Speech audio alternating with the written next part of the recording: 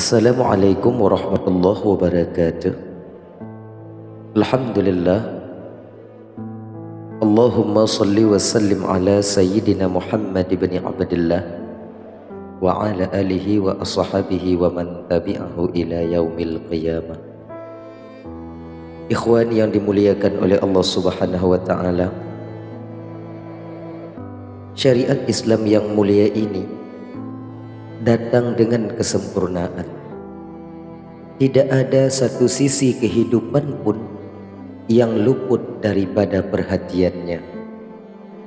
Semua permasalahan didapatkan aturannya di dalam Islam. Sampai-sampai dalam perkara buang hajat sekalipun ada adab-adabnya. Satu perkara yang juga tidak lepas dari pengaturan Islam adalah masalah menjenguk orang yang sakit, yang dijadikan sebagai salah satu hak seorang muslim terhadap muslim yang lainnya.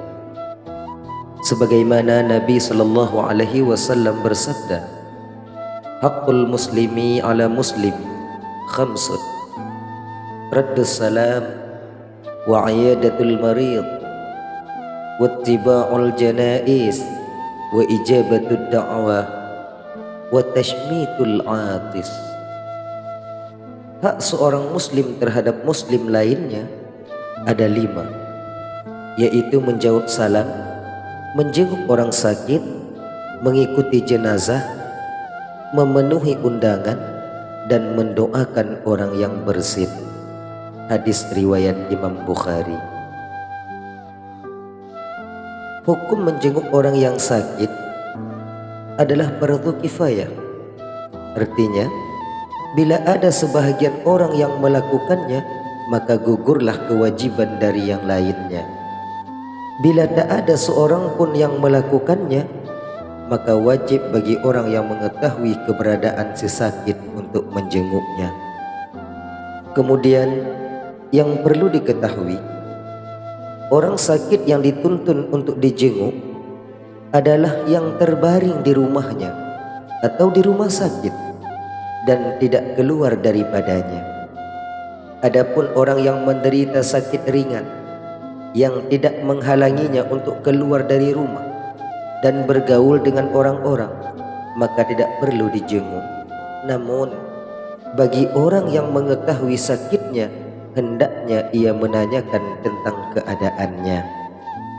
Adapun keutamaan yang besar yang dijanjikan bagi seorang muslim yang mau menjenguk saudaranya yang sakit, itu seperti yang ditunjukkan di dalam hadis Rasulullah sallallahu alaihi wasallam. Man 'ada maridan lam yazal fi khurfatil jannah. Qila ya Rasulullah, wa ma khurfatil jannah? Qal janaha. Siapa yang menjenguk seorang yang sakit, maka ia akan terus-menerus berada di khurfatil jannah. Ditanyakan kepada beliau, wahai Rasulullah, apa itu khurfatil jannah? Beliau menjawab, buah-buahan yang dipetik dari surga. Sayyidina Ali radhiyallahu an berkata, aku pernah mendengar Rasulullah sallallahu alaihi wasallam bersabda, "Ma min muslimin ya'udu musliman ghudwatan illa shalla alaihi sab'una alfa malakin hatta yumsi, wa in 'adahu 'ashiyatan illa shalla alaihi sab'una alfa malakin hatta yusbih, wa kana lahu kharifum fil jannah."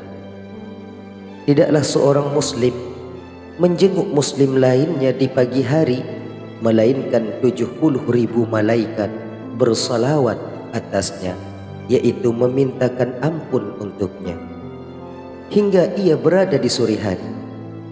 Dan jika ia menjenguknya di sore hari, maka 70.000 malaikat bersalawat atasnya, meminta ampun untuknya hingga ia berada di pagi hari, dan ia memiliki buah-buahan yang dipetik di dalam surga. Hadis riwayat Imam At-Tirmizi. Adapun adab-adab yang perlu diperhatikan oleh seseorang bila hendak menjenguk orang yang sakit. Pertama, ia melakukan amalan tersebut dengan niat menjalankan perintah Nabi sallallahu alaihi wasallam.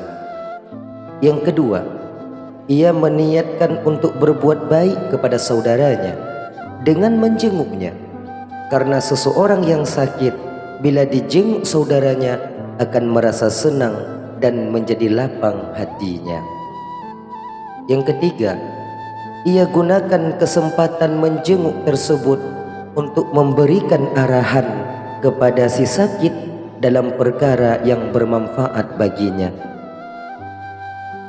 Yang keempat, bisa jadi si sakit memiliki permasalahan tentang bagaimana tata cara bersuci misalnya, atau salat selama sakitnya atau semisalnya. Maka bila si penjenguk punya ilmu tentangnya, hendaknya ia mengajarkan kepada si sakit itu sendiri.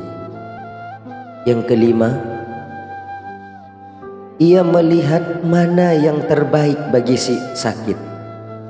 Apakah dengan ia lama berada di sisi orang yang sakit atau cukup sebentar saja? Bila ia melihat si sakit senang, terlihat gembira dan menyukai bila ia berlama-lama di tempat tersebut, hendaknya ia pun menahan diri lebih lama bersama orang yang sakit itu, dalam rangka membagi kebahagiaan kepada saudaranya. Namun bila ia melihat sebaliknya, hendaknya ia tidak berlama-lama di tempat itu.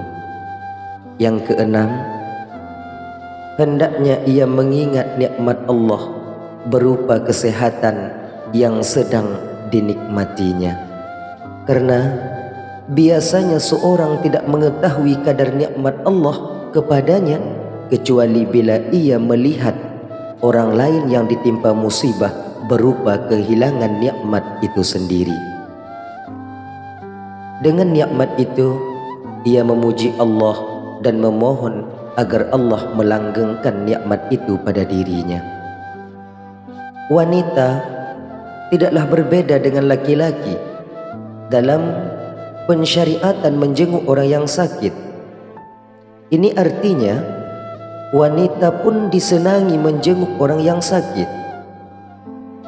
Tentunya ia keluar dari rumahnya menuju tempat orang yang sakit dengan memperhatikan adab-adab syar'i seperti menutup aurat, tidak memakai wangi-wangian, menjaga rasa malu, menjaga diri daripada fitnah dan sebagainya. Ummul Mukminin Aisyah, istri daripada Rasulullah sallallahu alaihi wasallam yang mulia ini, pernah menjenguk ayahnya Abu Bakar As-Siddiq dan Bilal yang sedang sakit. Tatkala Rasulullah sallallahu alaihi wasallam tiba di Madinah, awal hijrah beliau ke Madinah, Abu Bakar dan Bilal ditimpa penyakit huma, yaitu demam panas yang sangat tinggi. Aku pun masuk menemui keduanya, kata Aisyah. Aku katakan, wahai ayahku, bagaimana keadaanmu? Dan juga kepada Bilal, wahai Bilal, bagaimana keadaanmu? Lalu Abu Bakar dan Bilal menjawab tentang keadaan sakitnya. Aisyah radhiyallahu anha berkata, aku mendatangi Rasulullah sallallahu alaihi wasallam lalu mengabarkan kepada beliau tentang hal itu. Beliau pun berdoa, ya Allah, cintakanlah kepada kami Madinah sebagaimana kecintaan kami kepada Mekah, atau lebih, ya Allah, baikkanlah kota ini dan berkahilah kami dalam mud dan sa'nya, dan pindahkanlah humanya, lalu letakkanlah huma ini di Juffah. Hadis riwayat Imam Al-Bukhari. Bila yang dijenguk si wanita adalah sesama wanita atau laki-laki dari kalangan mahramnya, maka tidak ada permasalahan. Yang jadi masalah, bagaimana bila orang yang sakit adalah laki-laki ajnabi, bukan mahram? Bolehkah bagi seorang wanita ajnabiyah untuk menjenguknya?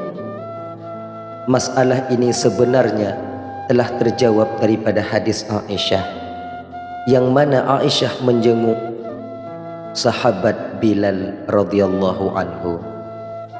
Rasulullah sallallahu alaihi wasallam selain menjenguk para sahabatnya yang sedang sakit, beliau juga pernah menjenguk para sahabiyah, sebagaimana ditunjukkan dalam hadis Rasulullah sallallahu alaihi wasallam pernah menjenguk Ummu Sa'id.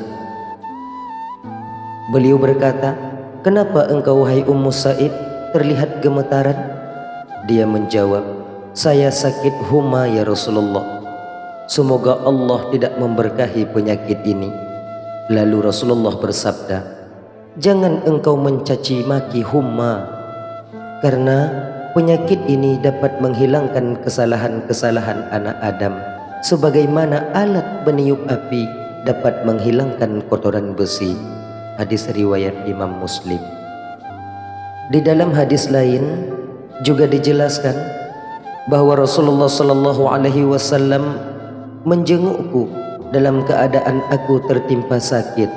Beliau bersabda, "Bergembiralah wahai Ummul Ala, karena dengan sakitnya seorang muslim Allah akan menghilangkan darinya kesalahan-kesalahan, sebagaimana api menghilangkan kotoran dari emas dan perak yang ditempa." Hadis riwayat Abu Daud. Saudara yang seiman, bila suatu saat nanti kita mendengar saudara kita yang tertimpa musibah berupa sakit, maka hendaklah kita mau membuka hati untuk datang menjenguknya. Kita tidak tahu, mungkin dengan kita mau melakukan ini, kita mendapatkan keridhaan dan ampunan Allah Subhanahu wa ta'ala. Mudah-mudahan video ini bermanfaat. Wallahu a'lamu bissawab, wa ilaihi marji'u wal ma'ab. Assalamualaikum warahmatullahi wabarakatuh.